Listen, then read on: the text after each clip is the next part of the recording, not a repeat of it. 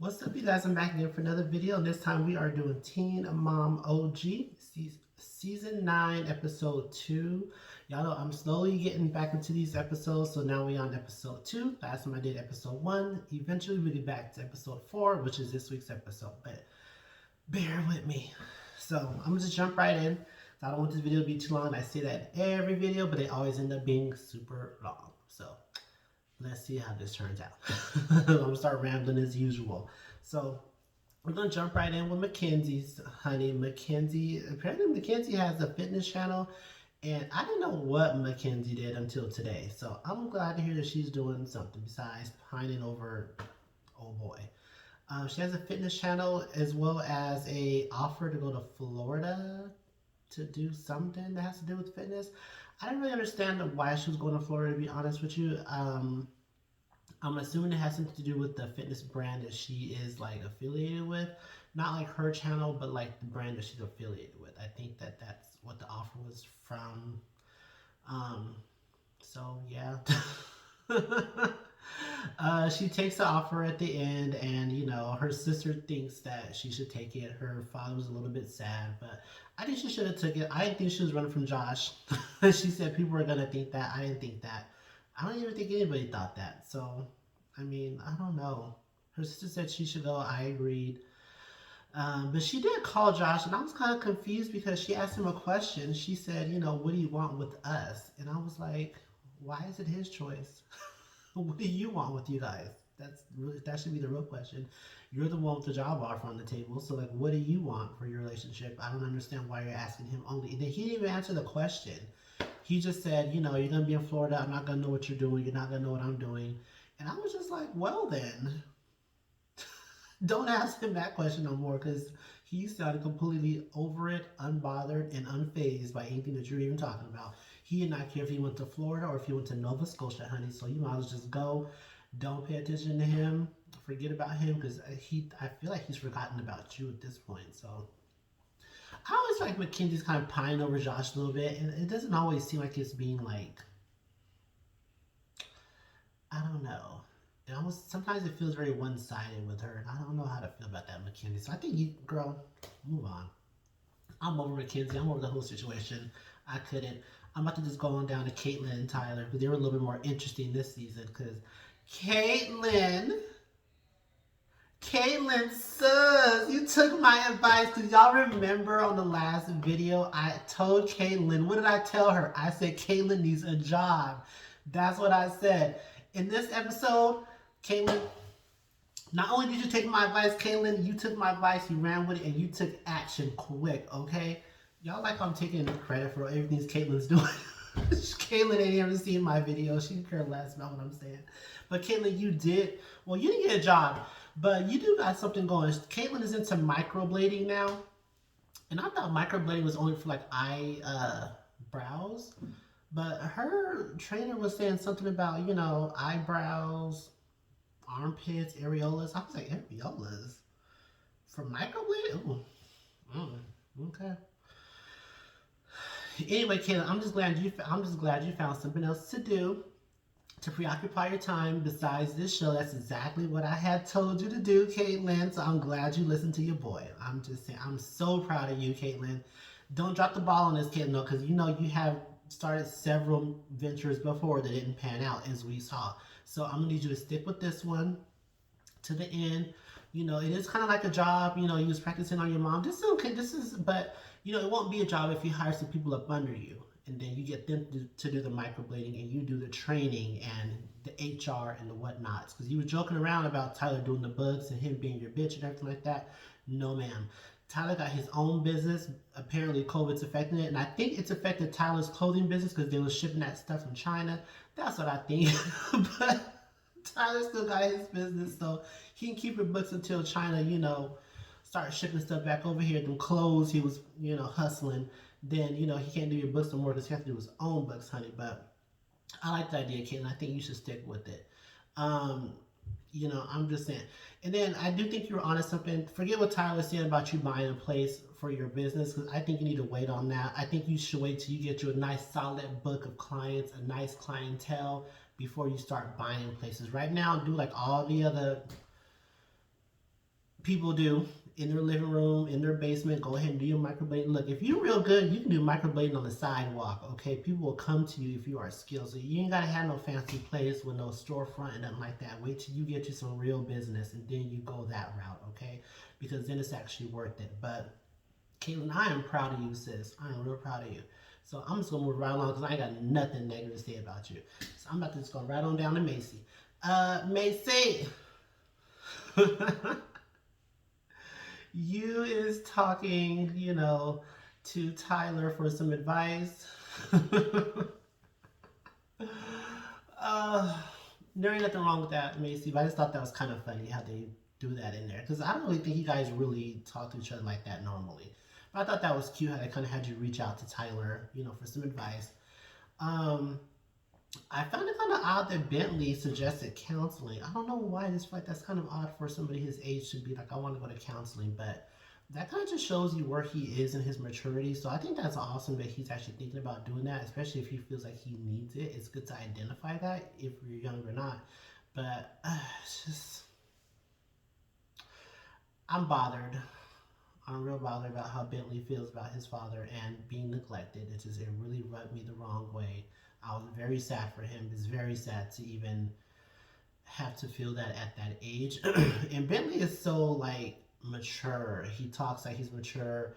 Even though she said he doesn't like to express his feelings, that's not really like a Bentley thing. That's kind of just like a boy thing, I think, especially at that age. Boys don't usually like to talk about their feelings. It's more of a girl thing. So I'm not surprised that he didn't want to. But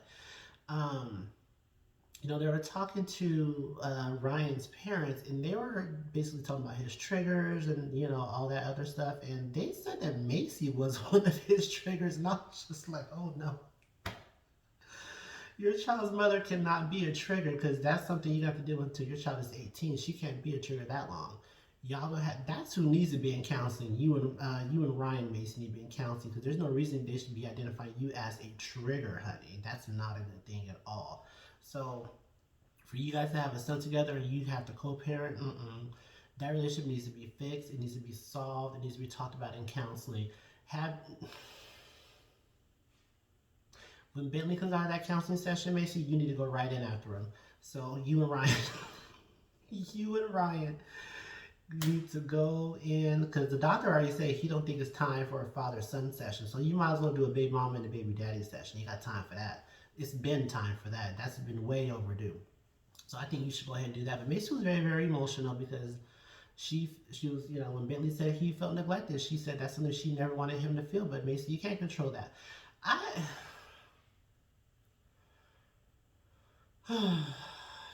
always try to root for Ryan, but Ryan, right now, it's been real hard to root for you, sir. Especially when your son is, expressing these kinds of feelings. It's very hard to root for you when that's how he feels. So I really just think you need to come around more and be more available and stop blaming Macy for why you don't come around. Macy, let him see his son if that's really the issue. Let them solve this relationship themselves outside of you.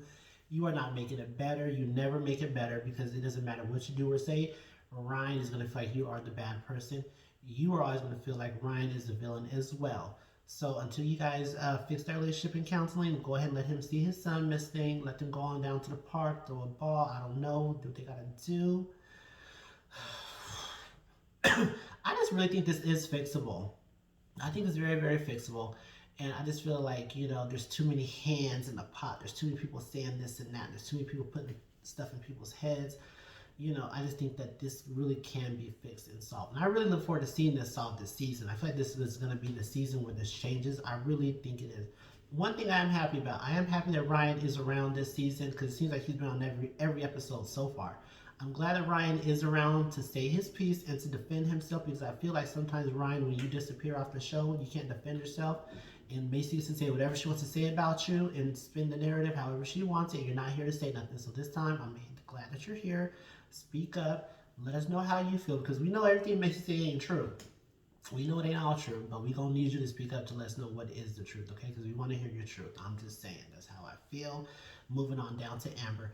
Amber, I don't want to smoke with you. I say that every episode. I still don't want to smoke, Amber, but I got to tell you a few things about yourself in this thing. So you said you was in a rental, Miss Thing. What is that about? You was in this tiny rental, Amber, and you let it slip that your ex lives in your house. Oh, child. Amber, I told you in the last episode, I think these guys be using you, and this just proves my point. He ran this story that you were abusive. He had all of us thinking you were abusive. We know you can be sometimes. That's not the issue. But I really just think he was putting 20s on it. I really do. I don't think he was ever scared of you. I don't think he's intimidated by you. He's way bigger than you. That don't really mean nothing. I'm just saying I don't feel like he's intimidated by you. I think he was using you, and he's going to use your weakness, which is the abuse and you popping off. I think he's going to use your temper to spin the narrative against you because it's easy to believe. It is easy to believe, Amber, that you can be abusive to him, but I don't really buy it this time. I just really think he was using you, and this kind of proves it. Like, why is he living in your house while you're renting something else? I hope he's paying you rent, because I know one thing: he better not be living in your house for free while you living in this shack. I know that. It didn't make no sense to me. Where was he living at before you guys met? Where was he living at then? If you didn't let him live in your house, where would he go with the baby? He better figure it out. Be a grown man, figure it out. Get you a job. I don't know what he does for a living, but it needs to pay his own rent, not Amber. I can't. And then, you was talking to Gary about, you weren't talking to him about it. He was presenting you with an offer. He was, Gary got all this land in Indiana. I don't know where they do this at. I guess in Indiana. He got all this land. He was talking about putting Amber a modular home on his land and letting her rent from him. And I'm just like, why is y'all trying to paint Amber out to be a renter, honey? She's a homeowner. She needs to figure out how to get back into her home. That's what she needs to be doing. She does not need to be renting a modular home on your ranch, Gary, under your thumb. Because I know y'all got a good relationship now, but if y'all fall out, ciao. Amber, don't take him up on that offer. That was horrible. That was horrible. I know you said you're going to think about it, Amber, but I'm just going to tell you now, forget it. No, it's not worth it. You guys have a good relationship right now, so I feel like just keep that intact. And I think it's probably good because you live an hour away. That's probably why it's so good. Because you live an hour away. When you live right down the driveway, or across the land or across the lot or whatever, that's not going to work out. And then his wife will say, oh, that's fine, but I don't want no funny business. I said, funny business? Let me tell you one thing. If it's one thing that I know, is that Amber do not want Amber, and Amber do not want Gary, honey. That is what I know. I'm not worried about it at all. But I'm glad you guys are getting along, that you guys love each other, and you guys are one big happy family now, but don't live together. No, it's a horrible idea. Moving on, Miss Cheyenne. Miss Cheyenne.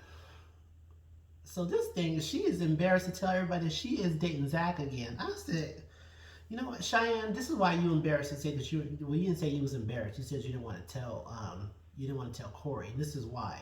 Because last episode you had that whole fit about him bringing around his randoms around your daughter, and now you're gonna tell him that you dating Cody, that you dating Zach again, and he gonna say the same thing that you said. Don't have him around my daughter. That's why you're not gonna tell him. See, this is the thing with you. This is the thing with you, Cheyenne. You play too much. You play way too much. So I'm just need you to go ahead and be honest, and whatever comes of it, because you deserve it at this point, because you ran your mouth last episode. So whatever Corey say to you about, Zach being around your daughter, you don't have to sit there and take it, because you had that same energy last episode.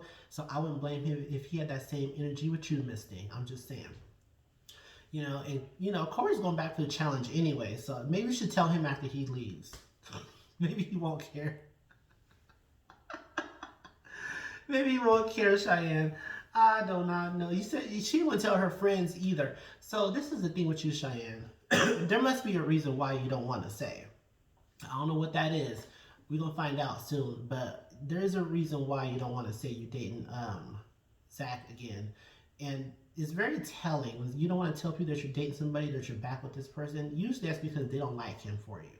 Or they don't like her for you. So... and there has to be a reason why. So I'm real curious to see, Miss Thing, why you're keeping it such a secret, why you don't want nobody to know. Because it ain't like you didn't date him before. You've been with him before. So they're familiar with Zach, okay? So I'm very curious to see what that reason is. I look forward to seeing it from you, Cheyenne. I feel like this is going to be a big old mess. It's going to blow up in your face. And we're going to be right here to watch it. But anywho, Until next episode, y'all, make sure y'all like, comment, and subscribe. Make sure you click the notification so you will get all my content as soon as it comes out and as soon as it drops. And I'll see y'all in the next one. Deuces.